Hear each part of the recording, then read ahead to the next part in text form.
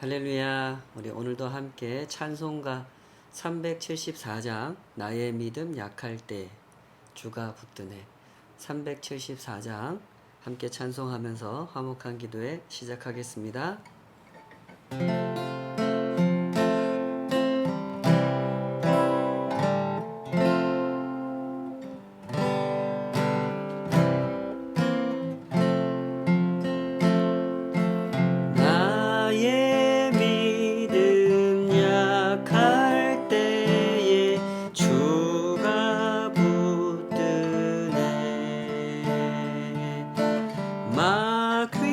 나를 꾀일 때에 주가 붙드네 나를 붙드네 나를 붙드네 사랑하는 나의 주 나를 붙드네 우리 구주 아니면 서지 못하네 나의 사랑 식을 때에 주가 붙드네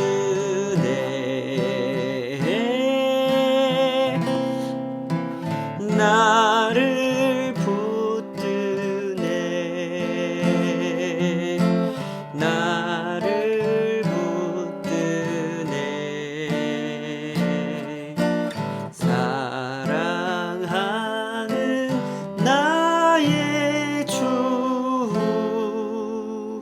나를 붙드네 나를 귀보시고 항상 붙드네 구원 얻은 사람을 항상 붙드네 나를 붙드네 나를 붙드네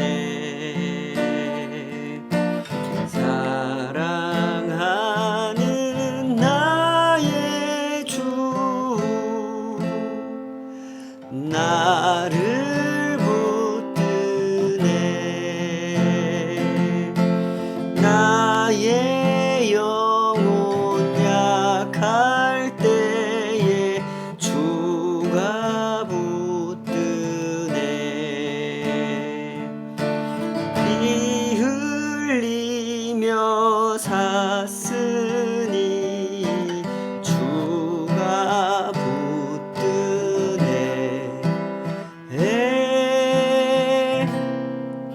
나를 붙드네 나를 붙드네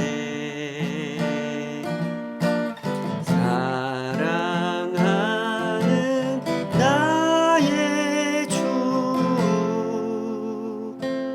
나를 붙드네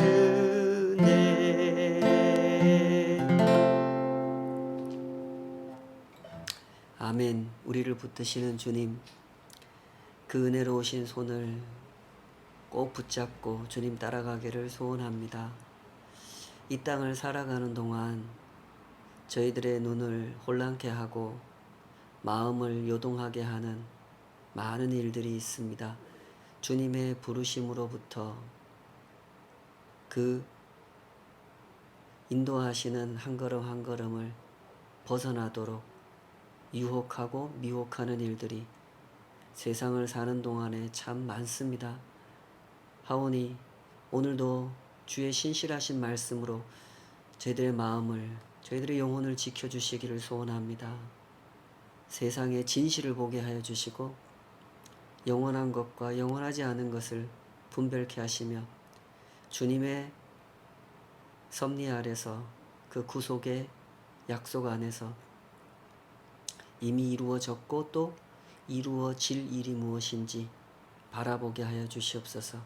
그렇게 신실하게 주님 인도하시는 길을 따라가기 원하오니 오늘도 우리를 가르쳐 주시옵소서. 주의 선하신 손, 그 영화로우신 가르침을 사모하며 오늘도 주님 앞에 나아갑니다. 우리를 꼭 붙잡아 주시옵소서. 예수님의 이름으로 기도하옵나이다. 아멘. 우리 함께 이사야 45장 18절에서 25절 말씀, 이 말씀으로 사람들이 그에게로 나아갈 것이라, 이런 제목으로 함께 하나님 말씀 헤아려 보도록 하겠습니다. 제가 항상 성도님들께 강조드리는 것이 있죠. 성경을 읽을 때는 이 말씀이 오늘을 사는 우리에게 주어진 말씀이기 이전에 그때를 살았던 그들에게 주어진 말씀이라는 점, 그것을 항상 생각해야 된다. 이것을 말씀드렸습니다. 특히 이사야서 같은 책을 읽을 때는 더더욱 이런 점을 주의 깊게 생각하셔야 되는데요. 선지서라고 하는 책이 그런 책 아니겠습니까? 기본적으로 하나님과 백성 사이에 선지자가 서 있는 구도입니다. 사실 이런 식의 대화는 참 불편한 대화죠. 하나님과 그 백성이 직접적으로 주고받는 대화가 훨씬 편리하고 소통의 장애도 덜 발생하는 거죠. 그렇기 때문에 하나님과 그 백성이 직접 대화하는 것이 좋습니다. 그런데 뭐가 문제입니까? 이 백성들이 하나님 말씀을 하나님 말씀으로 들을 준비가 안 되어 있다는 거죠. 심지어 이 백성들은 하나님의 말씀을 듣고 싶어 하지도 않습니다. 그래서 선지자를 중간에 세워야 되는 그런 상황이 된 것이죠. 본문 속의 이스라엘 백성들은 이 새로운 시대를 마주하고 있습니다. 기원전 586년에 바벨론에 의해서 유다라는 나라가 멸망을 당하고 난 이후에 지난 70년 동안 바벨론의 통치 아래서 대부분의 사람들은 바벨론으로 끌려와서 포로 생활을 했죠. 소수의 백성들만 유다에 남겨져서 역시 포로 생활에 과히 다르지 않은 그런 삶을 살아야 했습니다. 세월이 70년이면 그 사이에 2세대, 3세대가 바뀌는 그런 시간입니다. 사람이 살아가는 시간이라는 것이 항상 그렇지 않습니까? 사람은 주어진 시간의 한계 안에서 살아갈 수밖에 없고 주어진 시간의 한계 안에서 보고 듣고 느끼고 행동합니다. 그러나 하나님은 영원부터 영원까지 일하시죠. 예레미야 선지자를 통해서 예고하신 그대로 예레미야 25장, 29장 이런 데 보면 하나님께서 이미 예고하시지 않습니까? 바벨론으로 포로가 되어 끌려가는 그때 70년 전에 이미 하나님께서 예고하셨죠. 70년 후에는 돌아오게 될 거다. 하나님은 그 70년을 기다리셨습니다. 70년 동안 이스라엘을 연단하면서 기다리셨죠. 하나님께서 왜 이스라엘을 멸망하게 하셨고 왜 연단하셔야 했습니까? 그 이유를 이사야 48장에서 이렇게 설명하는 대목이 나오는데요. 그 부분을 조금만 읽어보겠습니다. 48장, 오늘 본문에서 3장 뒤로 가면 있습니다. 48장 1절 야곱의 집이여 이를 들을지어다. 너희는 이스라엘의 이름으로 일컬음을 받으며 유다의 허리에서 나왔으며 여호와의 이름으로 맹세하며 이스라엘의 하나님을 기념하면서도 진실이 없고 공의가 없도다. 4절 5절 내가 알거니와 너는 완고하며 내 목은 쇠의 힘줄이요 내 이마는 노시라. 그러므로 내가 이 일을 예로부터 내게 알게 하였고 일이 이루어지기 전에 그것을 내게 듣게 하였느니라. 그것을 내게 듣게 하여 내가 이것을 내 신이 행한 바요 내가 새긴 신상과 부어 만든 신상이 명령한 바라 말하지 못하게 하였느니라. 9절 10절 내 이름을 위하여 내가 노하기를 더디할 것이며 내 영광을 위하여 내가 참고 너를 멸절하지 아니하리라. 보라 내가 너를 연단하였으나 은처럼 하지 아니하고 너를 고난의 풀무불에서 택하였노라. 여기서 보시는 바와 같이 하나님은 이스라엘 백성들을 다 파악하고 계십니다. 물론 우리도 파악하고 계시죠. 이스라엘 백성들은 신실하지 못한 백성들이었습니다. 입으로는 뭐라고 그랬습니까? 우리는 여호와 하나님을 모시고 있는 나라의 백성들이다. 이렇게 말한다고 했잖아요. 입으로는 그렇게 말해놓고 하나님의 백성답게 마땅히 지니고 있어야 할 진실도 없고 공의도 없는 모습으로 살아왔다는 거죠. 한마디로 말해서 너희는 아주 위선적인 백성이라는 겁니다. 게다가 이스라엘은 아주 완고했다고 말씀하시죠. 하나님께서 그들의 위선과 죄악을 지적하시면 속히 회개를 해야 되는데 그렇게 하지 않았다는 겁니다. 끝까지 고집을 피우면서 나라가 멸망할 때까지 그렇게 회개하지 않았다는 거죠. 때문에 하나님께서는 이스라엘 백성들을 멸망시키고 난 다음에 연단을 해야 했다고 말씀하시는 겁니다. 그런데 이 연단이 어떤 연단이냐 하면 은처럼 하지 않고 고난의 풀무불에서 택하였다 이랬죠. 하나님은 은을 만들어내려는 의도로 이 백성들에게 고난의 연단을 가하셨으나 이스라엘은 하나님의 의도대로 반응하지 않았다는 겁니다. 그냥 의미 없는 고난만 받고 세월이 70년을 가버렸다는 겁니다. 이것이 그 당시 이스라엘 백성들의 모습이었습니다. 70년 동안 2세대, 3세대가 지나가면서 국가의 멸망을 겪었고 포로 생활을 겪었고 바벨론 사람들의 억압 아래 고난을 당했으면 뭔가 새로워지는 모습이 나타나야 하지 않습니까? 통렬한 반성도 해보고 또다시 이런 비극을 맞지 않기 위해서 뭔가 대책을 마련해야 되는데 이를 위해서 하나님 앞에 엎드리고 더 연단받으려 하고 그 연단의 시간을 의미 있게 보내기 위해서 더 깊이 생각하고 토론도 하고 함께 모여 기도도 하고 그래야 되는데 이스라엘은 그렇게 하지 않았다는 겁니다. 그럴 필요도 못 느꼈고 그래야 할 이유를 찾지도 못했다는 거죠. 왜 그랬을까요? 지난 70년 동안 하나님을 구하지 않고 우상을 붙들고 살았기 때문이라는 겁니다. 우상을 붙들고 산다고 하는 것은 아주 현실적인 문제라는 점을 잘 이해하셔야 됩니다. 우리는 보통 누가 우상을 붙들고 산다고 하면 그 사람을 좀 이렇게 내려다보는 태도를 보이지만 특히 교회 다니는 사람들이 그런단 말이죠. 그러나 사실상 우상숭배는 한두 사람의 문제가 아닙니다.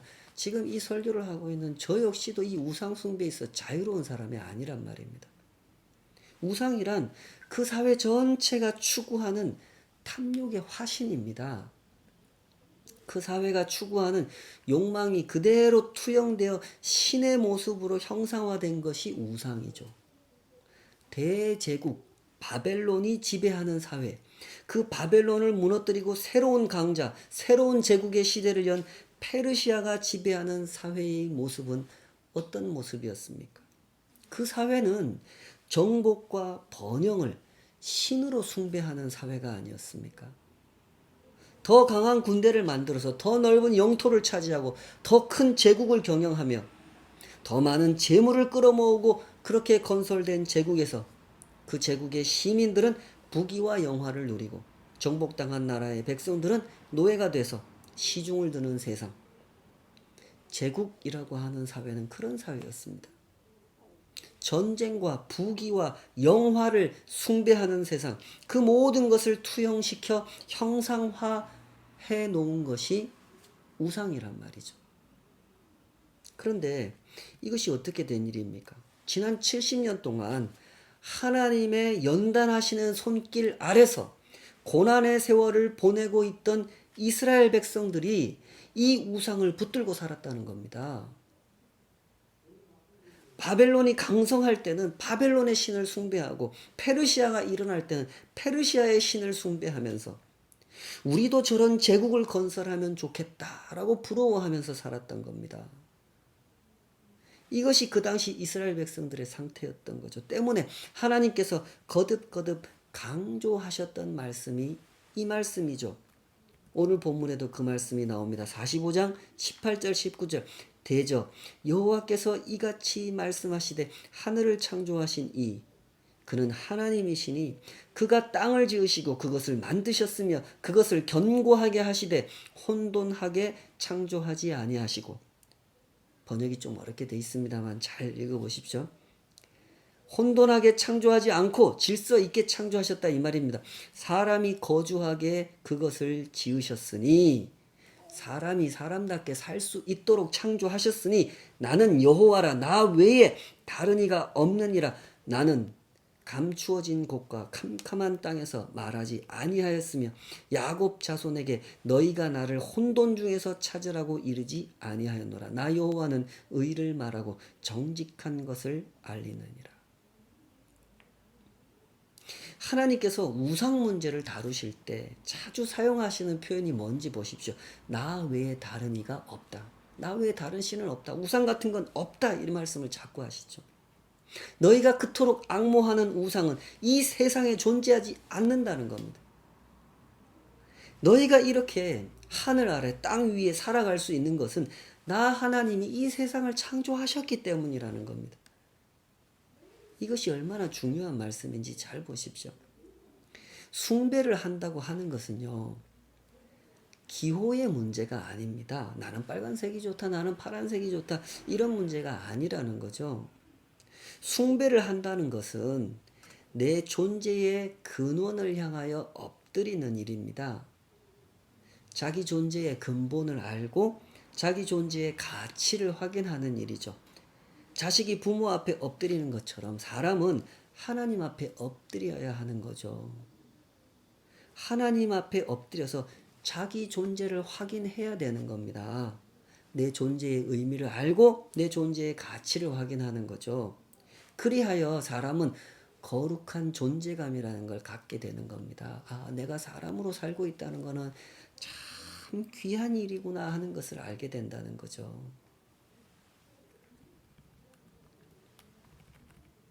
내가 하나님께 지음을 받았구나. 하나님은 나의 진정한 아버지이시구나를 알게 되는 거죠. 그때 사람은 참된 가치가 무엇인지를 분별할 수 있게 되고 진정 추구해야 할 삶을 추구하면서 살아갈 수 있게 된다는 것이죠. 참된 자유, 참된 평화, 참된 사랑을 추구하면서 누리면서 살아갈 수 있게 된다는 것이죠. 그러므로 우상을 숭배한다고 하는 것은 세상에서 가장 어리석은 일이라는 겁니다. 내 존재의 근원을, 내 존재의 이유를 욕망의 실현에서 찾겠다고 하는 일이기 때문에 세상에서 가장 어리석은 일이라는 거죠. 사람이 자기 욕망을 실현하게 되면 어떤 일이 일어납니까? 그 사람의 삶이 어떻게 되던가요? 이 세상에서 최고의 권력을 가진 사람들이 어떻게 됐습니까? 최고의 재산을 가진 사람들이 어떻게 됐습니까? 그들이 정말로 사람다운 삶을 살아가던가요? 아주 심각하게 교만해지지 않던가요? 아주 심각하게 폐인이 되어버리지 않던가요? 최고의 권력은 절대 권력이 아니겠습니까? 이 세상의 독재자들, 절대 권력을 가진 사람들을 기억해 보십시오. 사람다운 사람이 한 명이라도 있던가요? 창세기에도 나오지 않습니까? 바벨탑을 쌓던 사람들이 어떻게 됐습니까? 그들은 세상에서 가장 심각하게 타락해버리지 않았습니까? 하나님께서 그들을 흩어버리셔야 할 정도로 그들은 심각하게 타락해버렸죠. 우상을 숭배한다고 하는 일은 이런 일입니다. 욕망을 실현함으로써 자신의 가치를 확인하겠다는 것이죠.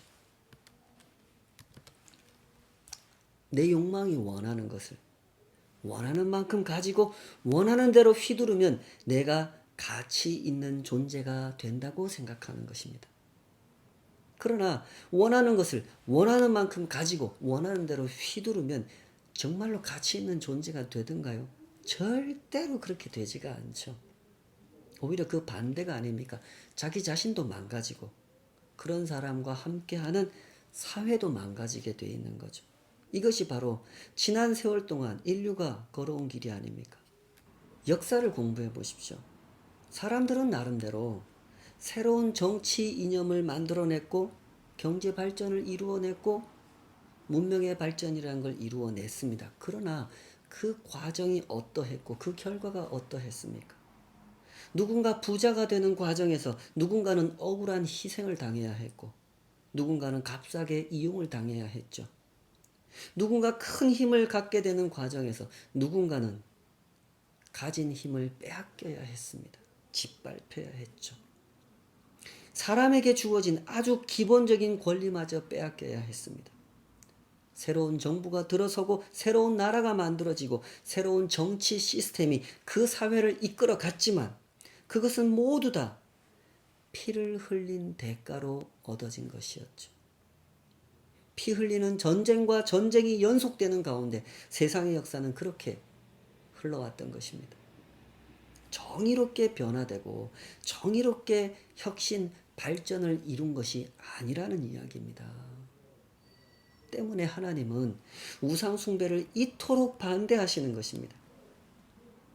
사람의 욕망이 실현되는 것은 사람에게 가장 비극적인 결말을 가져다 준다는 사실을 아시기 때문에 하나님은 우상 숭배를 반대하셨던 거죠.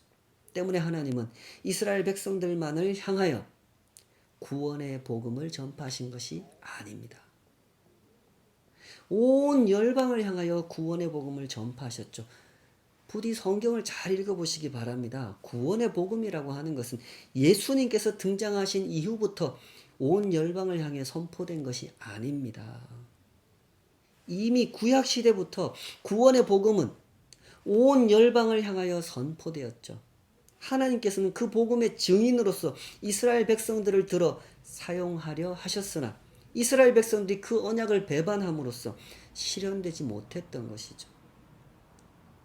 창세기로 가보십시다. 창세기, 하나님께서 이스라엘 백성들을 만드시기 위하여 가장 먼저 선택하셨던 사람 아브라함 이야기, 창세기 18장 18절 19절, 창세기 전체에서 제일 중요한 구절입니다. 여기서 하나님께서 그 롯이 살고 있던 소돔과 고모라를 멸하시기 위하여 천사들과 함께 내려가는 길에 아브라함에 대하여 잠깐 천사들과 대화하시는 장면이 나오지 않습니까? 거기서 이렇게 말씀하시죠. 아브라함은 강대한 나라가 되고 천하 만민은 그로 말미암아 복을 받게 될 것이 아니냐. 내가 그로 그 자식과 권속에게 명하여 여호와의 도를 지켜 의와 공도를 행하게 하려고 그를 택하였나니 이는 나 여호와가 아브라함에게 대하여 말한 일을 이루려 함이니라. 이것이 하나님의 계획이었습니다. 처음부터 하나님은 이스라엘만을 위하여 이스라엘을 택하여 세우신 것이 아니었단 말이죠. 천하 만민이 다 복을 받게 하려고 이스라엘을, 아브라함을 세우셨단 말입니다. 여기서도 잘 보십시오. 하나님께서 온 열방을, 천하 만민을 복을 받게 하려고 아브라함과 그 자손을 택하셨을 때 그 택한 사람들에게 무엇을 맡겼다고 했습니까? 여호와의 도를 지켜 의와 공도를 행하게 하려고 그들을 택하셨다 그랬죠. 구원의 복음이라고 하는 것은 이런 겁니다. 온 천하 만민이 아브라함을 통해서 복을 받게 된다고 하는 것은 바로 이런 거죠. 여호와의 도를 지켜서 하나님의 법을 지켜서 의롭게 살아가는 것입니다. 그게 복입니다.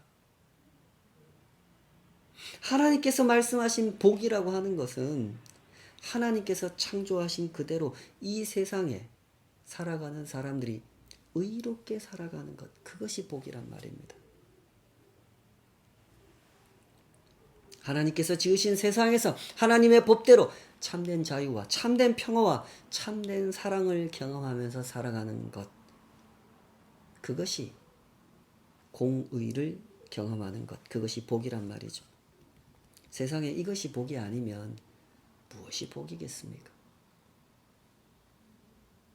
하나님께서는 이토록 선한 계획을 품고 다시 이스라엘 백성들을 들어 그 언약의 자리, 언약 백성의 자리, 제사장 나라의 역할을 감당하는 그 자리로 이 백성들을 옮겨 놓으려고 하십니다. 때문에 이러한 때에 하나님께서 이 사람들을 향하여 꼭 주지시키고자 하는 말씀이 이것이죠. 이사야 45장 20절에서 22절. 열방 중에서 피난한 자들아 너희는 모여 오라. 함께 가까이 나아오라. 나무 우상을 가지고 다니며 구원하지 못하는 신에게 기도하는 자들은 무지한 자들이니라. 너희는 알리며 진술하고 또 함께 의논하여 보라. 이 일을 옛부터 듣게 한 자가 누구냐? 이전부터 그것을 알게 한 자가 누구냐? 나 여호와가 아니냐? 나 외에 다른 신이 없나니? 나는 공의를 행하며 구원을 베푸는 하나님이라. 나 외에 다른 이가 없느니라. 땅의 모든 끝이여 내게로 돌이켜 구원을 받으라. 나는 하나님이라. 다른 이가 없느니라. 이 말씀을 요약한다면 이렇게 정리할 수 있겠습니다. 첫째로 나 외에 다른 신은 없다. 의를 말하고 정직한 것을 가르치는 신도 여호와밖에는 없다. 둘째로 그러므로 열방의 백성들은 하나님께로 나와 구원을 받으라 하는 겁니다. 그런데 잘 보십시오. 지금 이 말씀을 누구에게 하십니까? 이스라엘 백성들에게 하신단 말입니다. 열방을 향하여 말씀하시기를 땅의 모든 끝이여 내게로 돌이켜 구원을 받으라 하시는 이 말씀을 열방에게 직접 하시는 것이 아니라 이스라엘 백성들한테 하십니다. 이것은 무엇을 의미하겠습니까? 이스라엘아, 너희가 그 제사장 역할을 해야 한다 하시는 거죠. 이스라엘은 이스라엘만을 위해서 존재하지 않는다. 이스라엘은 온 열방을 위해서 존재하며 온 열방을 하나님께로 인도하는 통로가 되어야 한다 하고 말씀하시는 거죠. 우리 한번 생각해 보십시다. 정말로 그런 일이 일어날 수 있을까요? 하나님께서 세우신 언약 백성들이 그 언약 백성의 자리로 돌아가고 그곳에서 열방을 위한 제사장의 역할을 감당할 수 있을까요? 있죠. 어떻게 그런 일이 일어날 수 있습니까? 하나님께서 하실 것이니까. 이사야 45장 23절에서 25절. 내가 나를 두고 맹세하기를 내 입에서 공의로운 말이 나갔은즉 돌아오지 아니하나니 내게 모든 무릎이 꿇겠고 모든 혀가 맹세하리라 하였노라. 내게 대한 어떤 자의 말에 공의와 힘은 여호와께만 있나니 사람들이 그에게로 나아갈 것이라. 무릇 그에게 노하는 자는 부끄러움을 당하리라. 그러나 이스라엘 자손은 다 여호와로 말미암아 의롭다함을 얻고 자랑하리라 하느니라. 하나님께서 왜 이런 말씀을 하시는지 그 의도를 잘 헤아려 보시기 바랍니다. 하나님께서 하실 거면 그냥 이런저런 설명할 것 없이 그냥 하나님이 알아서 하시면 되지. 이렇게 우상에 매여 있고 두려움에 심취해 있는, 파묻혀 있는 이 이스라엘 백성들한테 이렇게 세세하게 또 말씀하고 또 말씀하시는 이유가 무엇이겠습니까? 이 말씀을 올바로 이해하기 위해서 우리가 잠시 짚고 넘어가야 되는 개념이 있습니다. 그것은 하나님께서 하신다라는 말의 의미, 그 개념입니다. 하나님께서 하신다라는 말은 사람은 필요 없다 이런 뜻이 아닙니다. 사람의 처지가, 지금 이스라엘 백성들의 처지가 아무리 형편없어도 하나님께서 하신다는 뜻인 거죠. 하나님께서 페르시아의 고레스를 움직이실 거고 모든 상황을 움직이실 거고 마침내 하나님께서 뜻하신 대로 이스라엘을 언약 백성의 자리에 놓으시고 이스라엘을 통해서 온 열방을 하나님께로 인도하는 그 구속의 역사를 성취하실 거라는 거죠. 그러니 이스라엘 백성들, 하나님의 종으로 세움받은 사람들은 어떻게 하라는 겁니까? 따라오라는 거예요. 하나님을 믿고 따라오라는 거예요. 예루살렘으로 가라고 하면 가고, 가서 성전을 지으라고 하면 짓고, 열방을 향하여 구원의 복음을 선포하라고 하면 선포하라는 겁니다.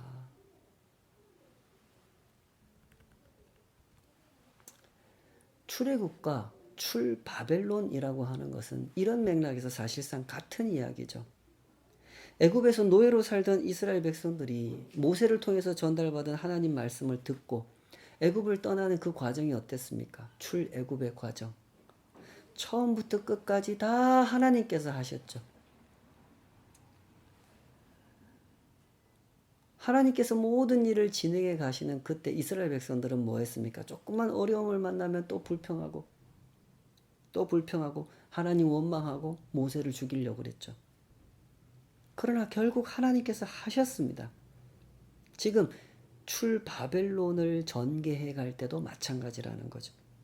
이스라엘 백성들은 그때 그 조상들처럼 나약한 생각을 가지고 있습니다. 여전히 우상을 동경하고 있고 두려움에 떨고 있습니다. 그러나 하나님께서 그들을 인도하실 거라는 겁니다. 마침내 언약 백성의 자리로 돌아가게 하실 거고 성전도 재건하게 하실 겁니다. 그러므로 이 백성은 뭘 하면 된다고요? 하나님만 믿고 따라가면 된다고요. 그런데 보십시오. 그게 잘 안 됩니다.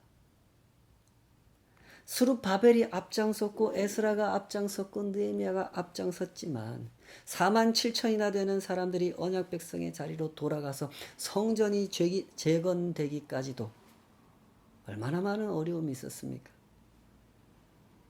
그 이후에도 이스라엘 백성들은 쉼없이 흔들렸죠. 왜 흔들렸습니까? 하나님을 향한 믿음이 없었기 때문에 흔들렸죠. 때문에 성전 재건도 늦어졌던 거고 성전이 재건되고 난 이후에 성전이 제대로 운영되지 않았던 이유도 바로 거기에 있지 않습니까? 때문에 성경은 이토록 믿음을 강조하시는 겁니다. 자기가 믿고 싶은 대로 믿는 거 말고 하나님께서 말씀하신 것을 믿는 믿음을 말하는 거죠. 하나님께서 뭘 말씀하셨습니까? 하나님께서 하실 거라고 말씀하셨죠. 뭘요? 공의로운 세상. 하나님께서 처음 창조하신 그 모습 그대로의 세상. 정의가 물같이 공의가 하수같이 흐르는 세상을 하나님께서 다시 회복시키실 거라고 하는 그 말씀을 우리는 믿는 것입니다. 그 말씀을 믿고 따라가는 사람들이 하나님의 종들이고 그리스도인들인 것입니다. 성경을 보십시오. 바울이 따라갔던 길이 그 길 아닙니까? 베드로가 갔던 길이 그 길입니다. 에스라와 느헤미야가 갔던 길, 예레미야와 이사야가 갔던 길이 그런 길이죠. 그들이 자기 당대에 무슨 번영을 보거나 부귀를 누린 일은 없습니다. 오히려 그들은 하나님께서 인도하시는 길을 따라가느라고 많은 고난을 당했죠. 그러나 보십시오. 그래서 그들이 실패한 인생을 살았습니까? 아니죠. 누구보다도 복된 삶을 살지 않았습니까? 지금도 영원히 그 복을 누리고 있지 않습니까? 그러므로 부디 이런 삶을 사모하시기 바랍니다. 하나님께서 하십니다. 그 때가 언제일지 우리는 모르지만 하나님의 때가 되면 하나님의 뜻대로 온전해지는 세상이 올 것입니다. 그때가 되면 열방의 사람들이 이렇게 말할 겁니다. 45장 24절 내게 대한 어떤 자의 말에 공의와 힘은 여호와께만 있나니 사람들이 그에게로 나아갈 것이라. 무릇 그에게 노하는 자는 부끄러움을 당하리라. 사람들이 그에게 나아갈 것이라. 사람들이 그에게로 하나님께로 나아갈 것이라. 그날이 오기까지 신실하게 하나님을 따라가십시다. 우리에게 주어진 그 자리에서 여호와의 법을 따라 공의를 행하고 사람을 사랑하십시다. 온 열방에 이 복음을 전하기 위하여 동참하십시다. 함께 기도하고 함께 이 순례길을 걸어가십시다. 하나님께서 그 말씀하신 바를 이루실 것입니다. 기도하겠습니다. 아버지 하나님, 우리는 주님의 말씀을 믿습니다.